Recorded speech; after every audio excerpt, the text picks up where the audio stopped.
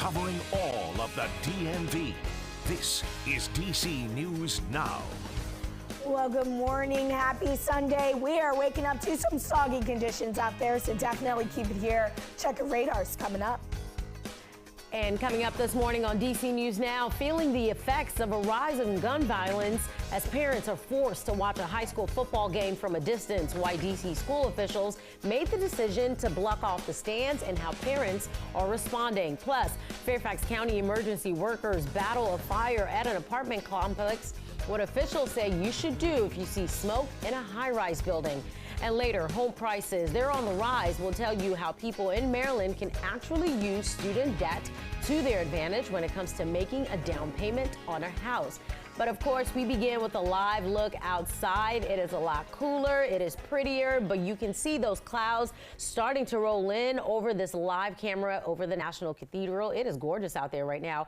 We hope you enjoyed the weather yesterday, but things take a turn because rain moves in. Good morning. Thank you for joining myself and Brittany Ward this morning on DC News Now. We'll get to our top stories in just a bit. But Brittany, I saw those clouds in that live cam of the National Cathedral. So rain is definitely headed our way soon, isn't it? Yeah, we're going to be seeing it midday hit the district, but right now we're already seeing those showers roll their way in to the western portions of our viewing area. So kind of just putting a pause on radar and zooming it in.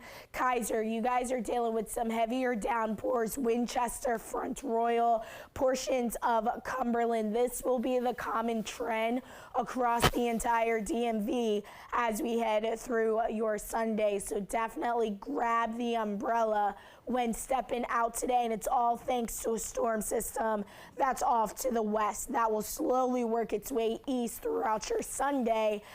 Temperature-wise, we are fairly cool right now.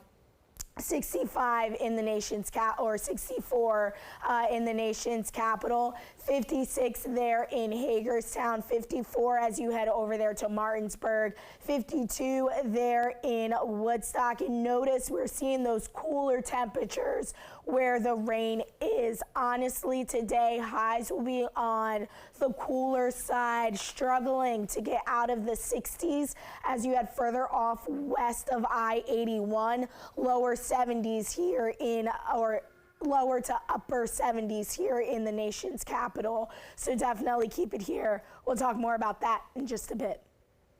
All right, Brittany, thank you. We begin this morning with breaking news out of Gaithersburg, Maryland. Officials are investigating possible arson in the county after about half a dozen fires were started overnight. Many of these fires were less than a mile from each other. The video on your screen is of the Holbrook Shopping Center on Frederick Avenue. More than 75 firefighters responded to that scene. Officials also say several cars were on fire near the La Frontera restaurant, and the fire spread to the building. You can see that here as well. If you have any information, you're asked to call the arson line. It's 240-777-2263. And at 8:02, also new this morning, D.C. police are investigating a shooting that happened near GW Hospital just after 1 this morning. Police say it was in the Washington Circle Park area. So far, no word from officials on that victim's condition. We're staying on top of the story, following it throughout the morning. We'll bring you any updates as we learn it. And at 8:02, people living in D.C. are dealing with the impacts of gun violence on the city. This week, Dunbar High School football fans were forced to watch the game from a distance after a student was gunned down in the Brentwood neighborhood. Our Dave Laval caught up with parents who still turned up to cheer on students. Fans did cheer during Friday night's matchup between Dunbar and Bell High Schools. For the most part, all of that cheering took place where we're standing and elsewhere along this fence, not from inside the stadium. You see, administrators banned them. Plenty of excitement for another night of Friday night football at Dunbar High School. You like this? Get him outside, bro. Line up outside. 1, 2, 3, get it up. The Crimson Tide and Bell High School provide plenty of highlights. Dunbar fans cheer on their team, but not from their usual seats. They're lined up outside the fence that surrounds the stadium. Fans are not allowed in it. I like it out here, so. We tailgating out here. 10 for the win. We're all about student-athlete safety. Safety is first. Daniel McDowell is Dunbar's athletic director. He says violence at or near the school over the last few days prompted the decision by administrators, most notably Monday's shooting death of Antonio Cunningham. The 17-year-old attended Dunbar. Our city is just filled with crime, and we just want to make sure our kids be able to play the game, have fun, and go home safely. It's okay, because I was going to see my son in the gate or out the gate, so it's okay. It's for safety reasons, I understand, but it's okay. I like it out here. Less people.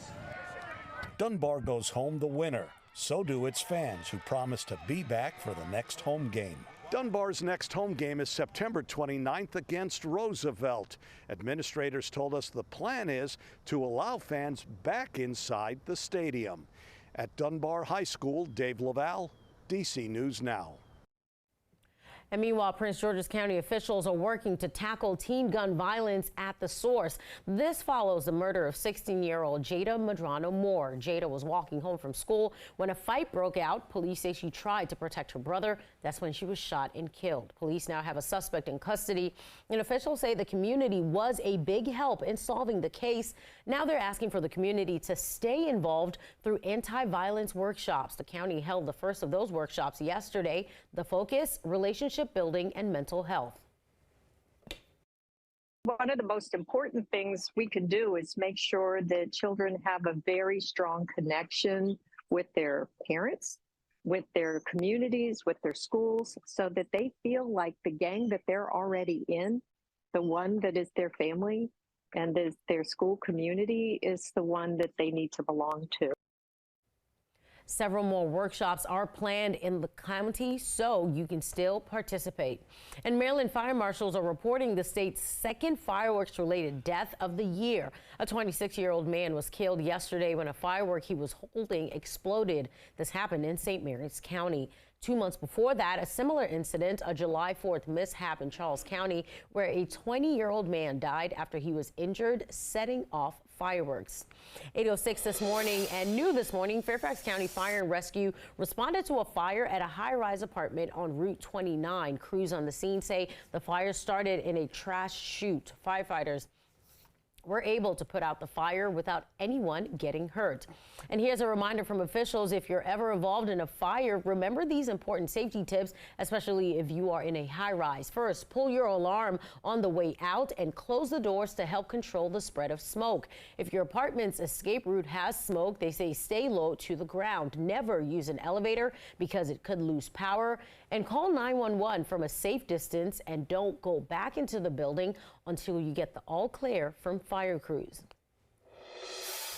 After weeks of negotiations, thousands of United Auto Workers are now on strike. News Nation's Ryan Bass explains what this means for the country and what's being done to find a middle ground. Hey, anybody need some rides? How much have you slept in the last 24 hours? I haven't slept in the last 48 hours.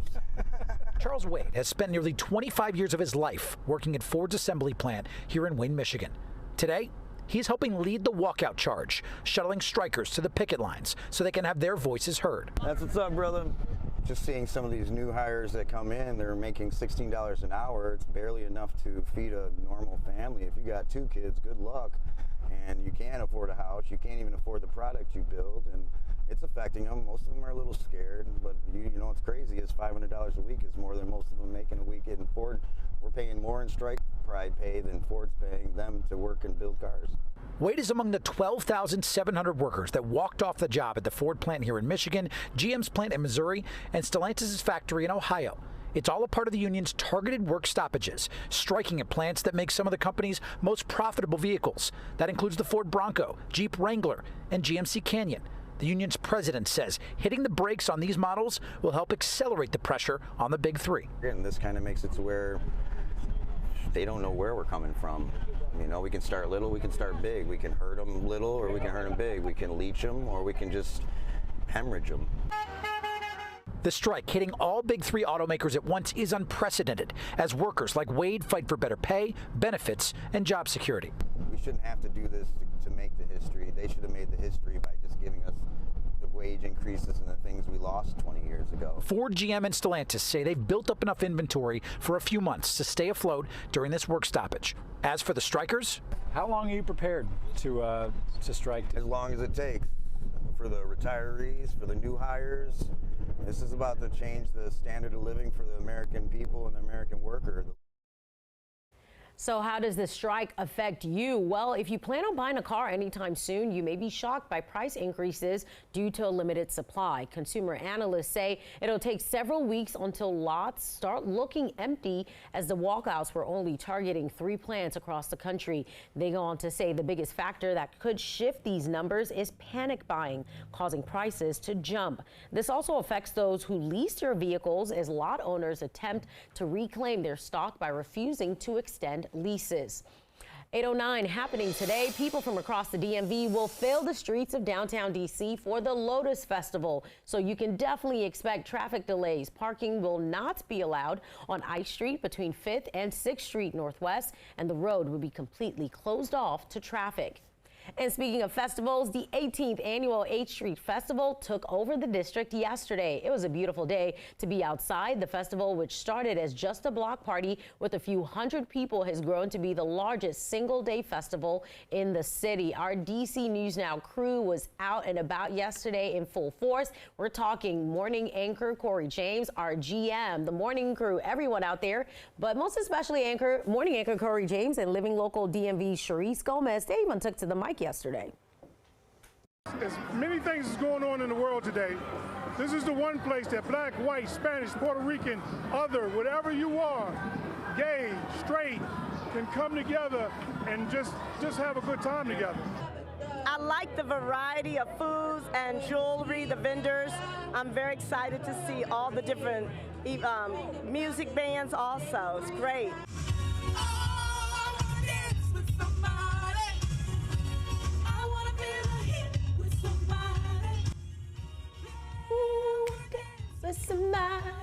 Go ahead, sing your voices out. All right, we just want to say a major thank you to everyone who stopped by to chat with us.